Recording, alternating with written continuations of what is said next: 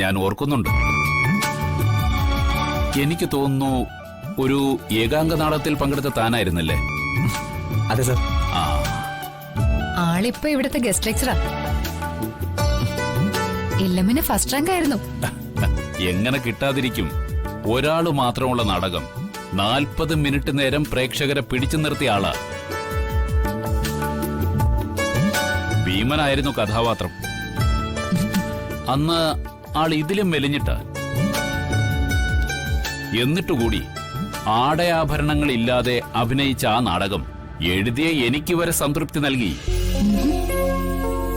പിന്നീട് ഇന്നുവരെ ആ നാടകം അതുപോലെ ആരും എടുത്ത് ഫലിപ്പിച്ചിട്ടില്ല. ഞങ്ങൾ ഒരുമിച്ച് PhD ചെയ്യാനുണ്ടായിരുന്നു. 200-ലേറെ നാടകങ്ങൾ എഴുതുകയും സംവിധാനം ചെയ്യുകയും ചെയ്തിട്ടുണ്ട്. ഈയിടയ്ക്ക് സൂപ്പർ സ്റ്റാറിനെ വെച്ച് ഒരു നാടകം ദുബായിൽ ചെയ്തത് ഇദ്ദേഹം.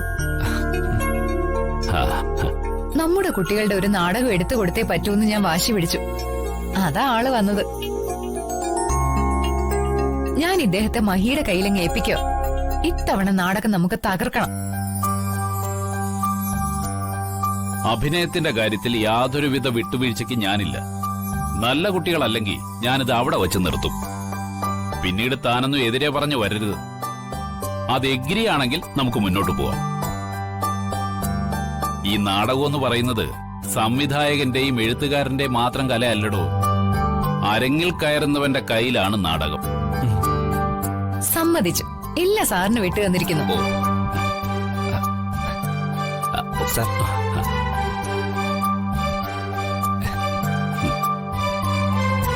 ഇന്ന് കലയിൽ മാത്രമേ ഇതൊക്കെ ശേഷിക്കുന്നുള്ളൂ.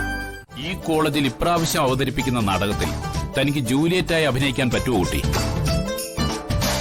അയ്യോ, എനിക്ക് അഭിനയിച്ച പരിചയമില്ല സർ. അതൊന്നും ശീലമില്ലാത്തവളാ ഞാൻ. സർ, ഇവള് വീട്ടുജോലിക്കാരിയാ. ഇവളുടെ പേരിൽ കേസുകളും മറ്റും ഉണ്ട്. ഇവളെ ഒരു ക്രിമിനലാ. ജൂലിയറ്റ് ഒരു ക്രിമിനലാണോ? സാറേ, അതെല്ലാം കള്ളക്കേസാ. അതെ സർ, പോലീസ് അതൊക്കെ തിരിച്ചറിഞ്ഞ് കല്യാണി വെറുതെ വിട്ടതാ.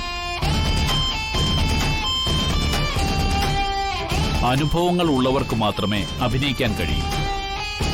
ഇത്ര അനുഭവങ്ങൾ ഉണ്ടായിട്ടാണോ അഭിനയിക്കാൻ അറിയില്ലെന്ന് പറഞ്ഞത്?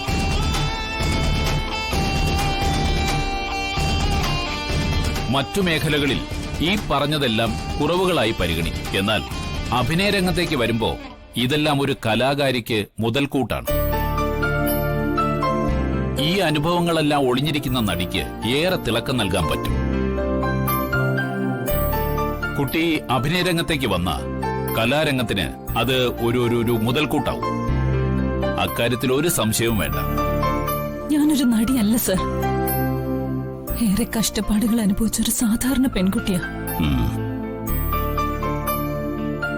എങ്ങനെയെങ്കിലും പഠിത്തം പൂർത്തിയാക്കി നല്ല രീതിയിൽ എത്തണമെന്നും പറഞ്ഞ് കഷ്ടപ്പെട്ട് പഠിച്ചുകൊണ്ടിരിക്കുക. അതിനിടയിലും മറ്റൊന്നും ശ്രദ്ധിക്കാൻ എനിക്ക് താല്പര്യമില്ല സർ.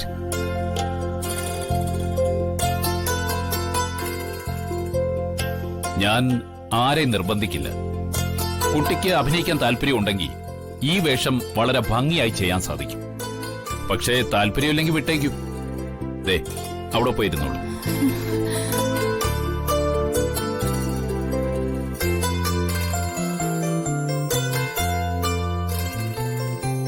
ഇല്ല സർ, ഈ നാടകത്തിൽ കല്യാണി തന്നെ ജൂലിയറ്റ് ആയിട്ട് അഭിനയിക്കും. ആ കാര്യത്തിൽ സാറിന് സംശയം വേണ്ട.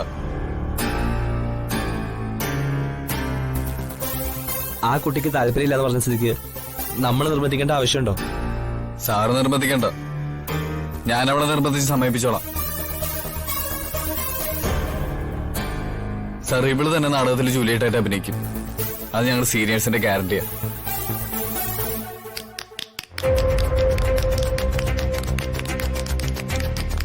സൈലൻസ് മതി.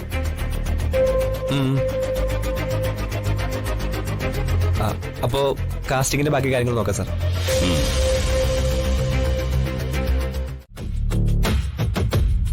നമ്മുടെ എയർലൈൻസ് കമ്പനിയിലേക്കുള്ള പുതിയ പ്ലാൻ ഡിസൈനിൽ എനിക്ക് സംശയമുണ്ട്.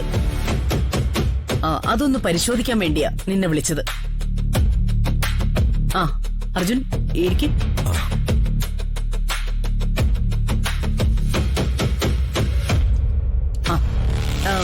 നീ ഇത് കണ്ടോ?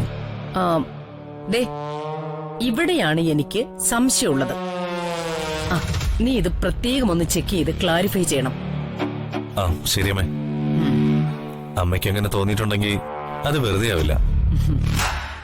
എന്ന് കരുതി അമിതമായ ആത്മവിശ്വാസം വേണ്ട. നമുക്ക് ആർക്കും തെറ്റുവരാൻ പാടില്ലല്ലോ. സംശയങ്ങൾ പരസ്പരം സംസാരിച്ച് ക്ലിയർ ചെയ്ത് പോണ്ടേ? വേണം. അതിനു മുമ്പ് ഒരു കാര്യത്തില് അമ്മയോട് എനിക്ക് നന്ദി പറയാനുണ്ട്. എന്തിന്? ഐശ്വര്യ മരുമകളെ അംഗീകരിച്ചുകൊണ്ടൊരു ഫംഗ്ഷൻ നടത്താൻ അമ്മ സമ്മതിച്ചല്ലോ എന്ന് ഐശ്വര്യൻ നിന്നോട് പറഞ്ഞോ? പറഞ്ഞു. അവൾ അതിന്റെ ത്രില്ലിലാണ്. പക്ഷേ ഐശ്വര്യ പറഞ്ഞത് ഇവിടെ ഐശ്വര്യ പറയുന്നതല്ലോ നിയമം. ഈ രമാദേവി തീരുമാനിക്കുന്നതല്ലേ.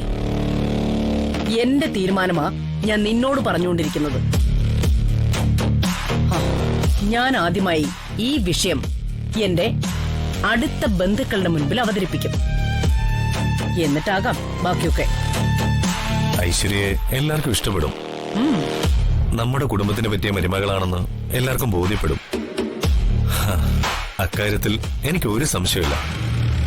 പക്ഷേ അമ്മ, ഇതെന്റെ തീരുമാനം.